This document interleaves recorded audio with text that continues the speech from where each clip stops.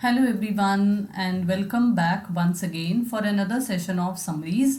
आज हम जो डिस्कस करने वाले हैं वो है poem number 2 that is wind और इसे लिखा गया है सुब्रमण्या भारती के द्वारा। ये जो पोएम है वो क्लास 9 की इंग्लिश की बीहाइव बुक से है। तो चलिए देखते हैं इस पोएम की समरी। First of all let's begin with the introduction. तो देखिए आपको क्या बताते हैं कि it is a beautiful poem penned by Subramania Bharati. In this poem the poet has described the action of wind and through this action he has given a simple yet motivational message. तो आपको क्या बताते हैं कि ये बहुत ही खूबसूरत पोएम है जिसे सुब्रमण्या भारती के द्वारा लिखा गया है और इस पोएम में जो पोएट हैं वो विंड का यानी कि जो हवा है, जो तेज हवा बहती है, विंड का यहाँ पर क्या एक्शन है, क्या काम करती है, वो ये एक्सप्लेन किया गया है। और विंड के इस एक्शन के द्वारा आपको एक सिंपल लेकिन एक मोटिवेशनल मतलब प्रेरणा देने वाला मैसेज जो है वो कन्वे किया गया है। Let's begin the description of this poem. The first part of the poem highlights the strong action of the wind. Actually ये जो poem है ना ये 2 parts में divided है, मतलब आपको पहले एक पहलू बताया गया है फिर दूसरा पहलू बताया गया है। जो हमारा फर्स्ट पार्ट है इसमें जो पोएट है वो विंड का स्ट्रॉन्ग एक्शन हाईलाइट कर रहा है, मतलब कि जब हवा तेज बहती है तो वो क्या क्या काम कर सकती है, किस तरीके से तबाही ला सकती है, तो आपको ये बताया गया है। तो इसमें पोएट क्या कहते हैं हमें, the poet urge the wind to come softly. तो ये विंड को रिक्वेस्ट कर रहे हैं, विंड को अर्ज कर रहे हैं कि भाई आराम से आओ, सॉफ्टली आओ। बट लेकिन विंड क्या कर रही है, but the wind breaks the shutters of the window, मतलब डोर्स हम सिंपली कह सकते हैं कि जो खिड़कियां हैं उनके शटर्स को, उनके डोर्स को वो तोड़ रही है।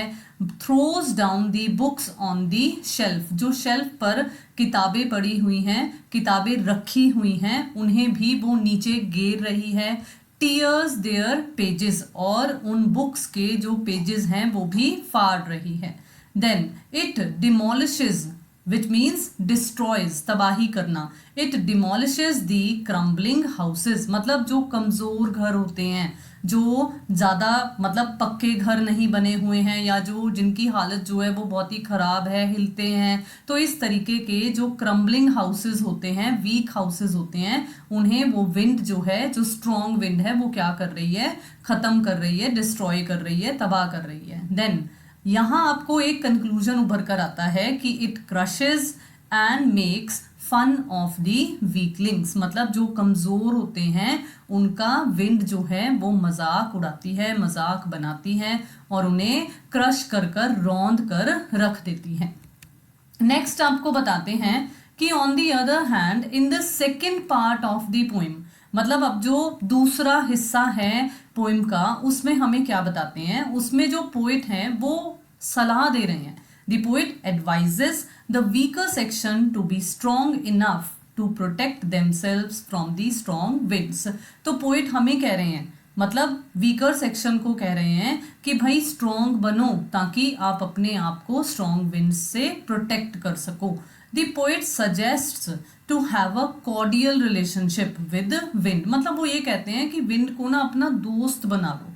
मतलब जैसे हम कई बार कहते हैं ना कि भाई अगर कोई बड़ा आदमी, बड़ा इंसान जो स्ट्रांग हो, जो पावर में हो, अगर उसके साथ हमारा बढ़िया बैठना उठना हो जाए ना तो ठीक है, हमें कभी भी अगर ज़रूरत पड़े तो हम उसका नाम चला सकते हैं, है ना। मतलब हम बता देंगे कि भाई ये बंदे से हमारे लिंक हैं तो नाम चलता है, ठीक है। यहाँ पर आपको इसी तरीके से कह रहे हैं कि जो विंड है उसके साथ, क्योंकि विंड स्ट्रॉन्ग है तो पोएट हमें ये कहते हैं कि उसके साथ फ्रेंडली रिलेशनशिप बनाओ। He says that winds blow out the weak fires but make the strong fires roar and expand. देखो ये कंसेप्ट तो हमें सबको पता ही है कि अगर थोड़ी बहुत आग हो तो उसे अगर तेज हवा चलती है तो वो बुझा देती है, लेकिन वहीं आग अगर भड़की हुई हो, तेज हो, स्ट्रॉन्ग हो तो उस स्ट्रॉन्ग फायर को हवा जो है वो और ज़्यादा तेज कर देती है और ज़्यादा एक्सपैंड कर देती है।